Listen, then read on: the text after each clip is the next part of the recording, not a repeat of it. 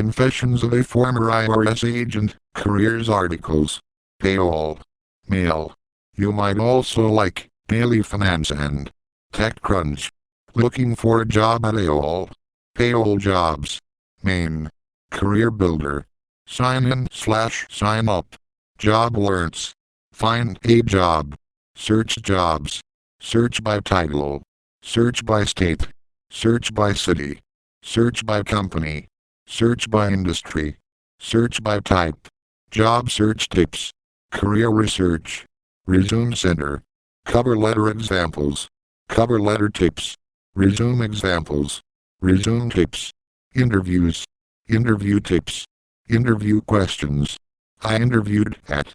Salaries. Salary information. Highest paying jobs. Pay raises. Company salaries benefits. Education center. Find programs/classes. Education information. What I did with my degree, new grads. Articles news. Best companies. Career advice. Employment news. Hot jobs. Now hiring. Quizzes, tests. Top 10 lists. Undercover boss. Unemployment trends. Work from home. See all articles. Videos. Interviews. Resumes. Cover letters. Job search. Salary negotiation.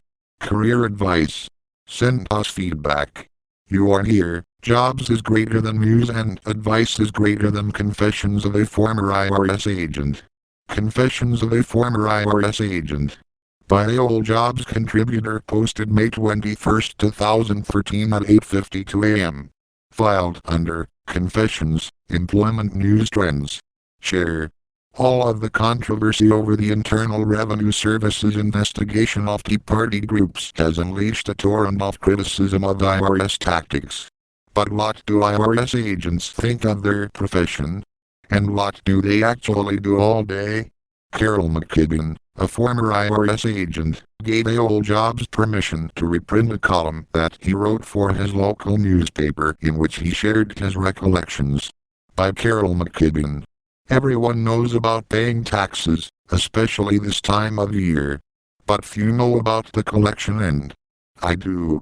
I'm a former Internal Revenue Service agent ready to share a few confessions. I admit to having concern for my personal safety when sworn into office in 1960. The agent I replaced in Emporia, Kansas, retired early, deaf and partially paralyzed from being beaten with a tire iron wielded by an angry, drunken taxpayer.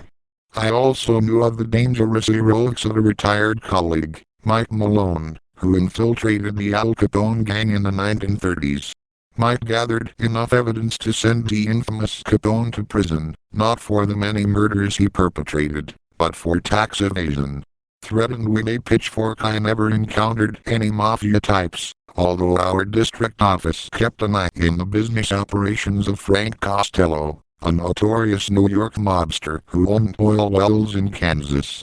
I did, however, face a couple of menacing weapons, a can of beer in one instance, a pitchfork in the other. More, IRS agent seduced me, then didn't help me. Man complains the beer was hurled at me, as I left the home of an unhappy man. I felt only the spray, as the missile missed my head by inches. Which has check in hand and suffering no harm, I proceeded to my car. The pitchfork was grasped by a stout Kansas farmer, as I called in him behind his barn.